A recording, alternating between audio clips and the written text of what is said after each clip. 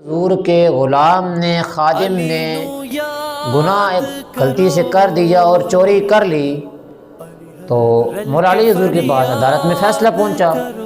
یا امیر المومنین اس شخص نے چوری کی ہے۔ جب اس خادم کو، اس غلام کو حاضر کیا گیا تو اس نے اپنی غلطی مان لی اور راضی ہو گیا، میں نے حضور چوری کی ہے، آپ جو شرعی حدود نافذ فرمائیں۔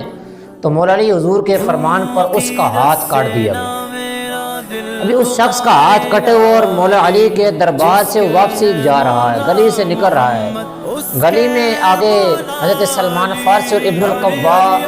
رضی اللہ عنہ رحمۃ اللہ علیہ تشریف لا رہے تھے۔ انہوں نے پوچھا تیرے ہاتھ کے ساتھ کیا ہوا ہے، یہ کیا معاملہ ہوا ہے، ہاتھ کو تو ایسے لے کر جا رہا ہے، ہاتھ کہاں گیا ہے؟ وہ کہتا ہے ہوا کچھ نہیں بلکہ سنو، امیر المسلمین،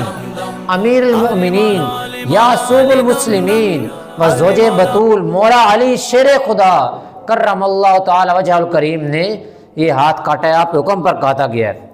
تو سلمان فارسی اور ابن القبا نے پوچھا رحمۃ اللہ علیہ کہ جناب انہوں نے آپ کا ہاتھ کاٹ دیا، آپ کے جسم کا ٹکڑا علیحدہ کر دیا ہے، اور ابھی بھی آپ اتنا ادب سے نام لے رہے ہیں، امیر المسلمین، امیر المؤمنین و زوج بطول، اتنا ادب سے نام۔ وہ غلام کہتا ہے جناب یہ بات نہیں ہے، وہ تو بات ٹھیک ہے، وہ تو حق ہے، کیونکہ مجھے مولا علی حضور نے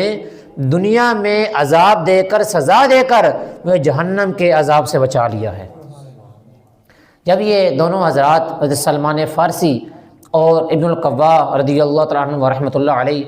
آپ دونوں مولا علی حضور کے دربار میں پہنچے اور سارا واقعہ کہ حضور آپ نے اس کا ہاتھ کاٹا، وہ یہ غلام آپ کی صدائے بلند کر رہا تھا، آپ سے پیار کے اور ترانے اونچے کر رہا تھا، بڑا آپ سے محبت کر رہا تھا، تو آپ نے حکم فرمایا اسے بلا لو واپسی۔